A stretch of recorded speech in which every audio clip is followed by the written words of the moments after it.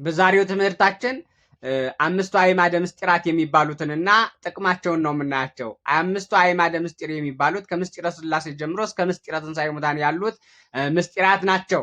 አምድ ማለት ምሰሶ ማለት ነው። አዕማድ ማለት ምሰሶዎች ማለት ነው። አምድ ወይም ደግሞ ምሰሶ ቤትን አጽንቶ ገድቦ እንደሚይዝ እነዚህ አምስቱ አዕማደ ምስጢራትን ምንፍቅናውን መጻሕፍትን ሁሉ ገድበው አጽንተው ስለሚይዙ አምድ አዕማድ ተብለዋል፣ ምሰሶዎች ተብለዋል። አምስቱ አዕማደ ምስጢርን አምድ የሌለው ቤት እንደሚወድቅና እንደሚሰበር ጽናትም እንደሌለው አምስቱ አዕማደ ምስጢርንም ያላወቀ ልብና ያላወቀ ሰው ከምንፍቅና ከክህደት ከውድቀት ከኃጢአት አይድንም ማለት ነው። አንድ ሰው አምስቱ አዕማደ ምስጢራትን ሲያውቅ ጻድቅ ይሆናል፣ አዋቂ ይሆናል፣ ምሁር ይሆናል፣ ስለ ዘላለም ሕይወት የሚያስብ የሚያውቅ ይሆናል ማለት ነው። በጥንቃቄ የሚኖር ይሆናል፣ ዝግጁ ይሆናል ማለት ነው። የእግዚአብሔርን ቃል የሚሰማ ይሆናል ማለት ነው። ከነዚህ መካከል አንዱና ዋናው መጀመሪያው ምስጢረ ሥላሴ ይባላል። ምስጢረ ሥላሴ የምስጢራት ሁሉ በር፣ የምስጢራት ሁሉ ጉልላት ይባላል።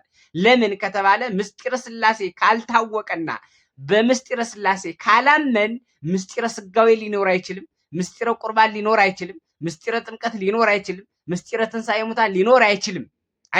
ክርስቶስ ዳግም መጥቶ በጌትነት በክብረ ትስብእትና በግርማ መለኮት መጥቶ ዓለምን ያሳልፋል ለማለት አይቻልም። ዓለም ዳነሽ ለማለት አይቻልም ምስጢረ ሥላሴ ካልታመነ። ይሄ ነው የዓለም ችግሩ፣ ይሄ ነው በዓለም ላይ እየተከሰተና እየታየ ያለው ችግር ይሄ ነው። ምስጢረ ሥላሴን ማመን ማወቅ፣ የሥላሴን አካላዊ ሦስትነትና ባህሪያዊ አንድነት ማወቅ ቅድስተ ሥላሴ ይባላሉ። ቅድስት በወንድ አንቀጽ ስንጠራው ሥላሴ ብለን እንጠራዋለን። ይሄ በወንድ አንቀጽ ነው። ምክንያቱም ሥላሴ ማለት እግዚአብሔር ነው። የሚገስጽ፣ የሚያርም፣ የሚያስተካክል፣ የሚፈርድ፣ የሚኮንን፣ የሚያጸድቅ፣ ፈታሔ በጽድቅ ኮናኔ በርትዕ ስለሆነ ሥላሴ እንለዋለን በወንድ አንቀጽ። በሴት አንቀጽ ስንጠራው ቅድስት ሥላሴ እንላቸዋለን። ሴት ልጅን ከማህፀኗ እንደምታስገኝ እንደምትወልድ ሥላሴም ዓለምን አስገኝተውታል። ስለዚህ ቅድስት ሥላሴ ይባላል። ሴት ርርይት ናት፣ ሥላሴም ርሩ ናቸው፣ ርሩዓን ናቸው፣ ቸር ናቸው። ሴት መጋቢ ቤት ናት፣ ቤቱን የምትመግበው ሴት ናት፣ አስባ የምታሳድረው ሴት ናት። ዓለምንም ፍጥረታትንም የሚመግቡ ሥላሴ ናቸው፣ የሚባርኩ ሥላሴ ናቸው። ከዚህ የተነሳ ቅድስት ሥላሴ ተብለዋል። ቅድስት ሥላሴ ማለት ንጹሕ፣ ጽኑ፣ ልዩ፣ ክቡር ማለት ነው። ንጹሕ ሦስትነት ማለት በባህሪው ኃጢአት የሌለበት ሦስትነት ማለት ነው። አደፍ ጉድፍ የሌለበት ምክንያት የሌለበት ሦስትነት ማለት ነው። ሰውን ንጹሕ ቢሉት ጽድቅም ኃጢአትም ይስማማዋል። እንደ ነጭ ልብስ አይነት ነው። ነጭ ልብስ አሁን ቀይም ቀለም ብትቀበው ይቀበላል፣ ጥቁርም ቀለም ብትቀበው ይቀበላል፣ ቢጫም ብትቀበው ይቀበላል፣ ሁሉን ይቀበላል። ልክ እንደዚህ ነው የሰው ባህሪው፣ እንደዚህ ነው። ጽድቅም ኃጢአትም ይስማማዋል። ይወድቃል፣ ይነሳል። ንስሐም ይስማማዋል፣ ጽድቅም ይስማማዋል፣ ኃጢአት ቢሰራም ይስማማዋል። ይስማማዋል ማለት በስጋው ይኖራል ማለት ነው። ባህሪው ኃጢአት ሊሰራ ይችላል ማለት ነው። ፍላጎት አለው ማለት ነው። ሥላሴ የራሳቸው ፍላጎት የላቸውም። በባህሪያቸው ጻድቅ ናቸው፣ በባህሪያቸው ንጹሕ ናቸው፣ በባህሪያቸው ኃያል ናቸው። ስለዚህ ቅድስት ሥላሴ ማለት ልዩ ሦስትነት ማለት ነው። ቅድስት ሦስትነት ማለት ነው። ቅድስት ሦስትነት ማለት ንጹሕ ሦስትነት ማለት ነው።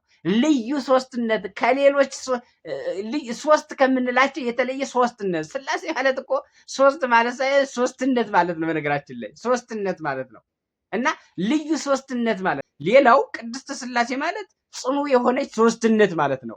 የባህሪ ጽናት ያለው፣ የራሱ ጽናት ያለው፣ ጽናትን ማንም የማይሰጠው፣ ብርታትን ማንም የማይሰጣት ሦስትነት ማለት ነው። ልዩ ጽኑ የሆነች ሦስትነት፣ የማትናወጥ ሦስትነት። መቼም ቢሆን ሦስትነቷ አንድ ሊሆን የማይችል፣ አንድነቷ ሦስት ሊሆን የማይችል፣ በባህሪዋ ጽኑ የሆነች የማትናወጥ ሦስትነት ማለት ነው ቅድስተ ሥላሴ ማለት። ሰውን ጽኑ ብንለው በሞት ይለወጣል ማለት በሞት ያልፋል፣ ሊሞት ይችላል። እንዲያውም ወደ መቃብር መውረድ አቅቶት ሰው ተሸክሞ ነው ወደ መቃብር የሚጥለው። ሥላሴ ግን ይህ ሁሉ የለባቸውም፣ በባህሪያቸው ጽኑ ናቸው ማለት ነው እና ጽኑ የሆነች ሦስትነት። ሌላው ክቡር የሆነች ሦስትነት ማለት ነው ቅድስት ሥላሴ ማለት። ሰውን ክቡር ብንለው አሁን ክብሩ ከእግዚአብሔር ነው የተሰጠው። ስልጣን ሊሆን ይችላል፣ ሀብት ሊሆን ይችላል፣ ብሕትውና ተባይቶ ሊሆን ይችላል፣ ምንኩስና እውቀት ሊሆን ይችላል፣ ክህነት ሊሆን ይችላል። የፈለገ በሉት እሱ የተሰጠው ከእግዚአብሔር ነው። የራሱ የሆነ ክብር የለውም። የራሱ የሆነ ምንም ነገር የለም። ለዚህ ነው በመንፈስ ነዳያንን በሉ። በመንፈስ ነዳያንን ካላችሁ ብፁዓን ናችሁ ማለት ሁሉም ነገር የእግዚአብሔር ነው። እኛ ከባህሪያችን የሆነን ነገር የለንም፣ ሰጥቶን ነው በሉ ነው ኢየሱስ ክርስቶስ እያለ ያለው። ስለዚህ ሥላሴ ግን ክብራቸው የራሳቸው ነው። ክቡር የሆነች ሶስትነት ማለት ነው። የከበረች ሶስትነት ቅድስት ሥላሴ ማለት ቅድስት ሥላሴ አካላዊ ሶስትነት፣ ባህሪያዊ አንድነት አላቸው። አካላዊ ሶስትነት ስንል ለአብ የራሱ ፍጹም አካል አለው፣ ፍጹም ገጽ አለው። ለወልድ የራሱ ፍጹም አካል ፍጹም ገጽ አለው። ለመንፈስ ቅዱስ የራሱ የሆነ ፍጹም አካል ፍጹም ገጽ አለው። አብ ሕይወት እንዳለው በራሱ ሕይወት እንዳለው፣ ለወልድ ደግሞ ሕይወትን ሰጠው። ሙታን ያስነሳ ሕይወትም ይሰጣቸው ዘንድ ሕይወትን ሰጠው። በወልድ ያመነ የዘላለም ሕይወት አለው። ወልድን የማያከብር አብን አያከብርም፣ አብን የማያከብር ወልድን አያከብርም ብሎ እንደተናገረ።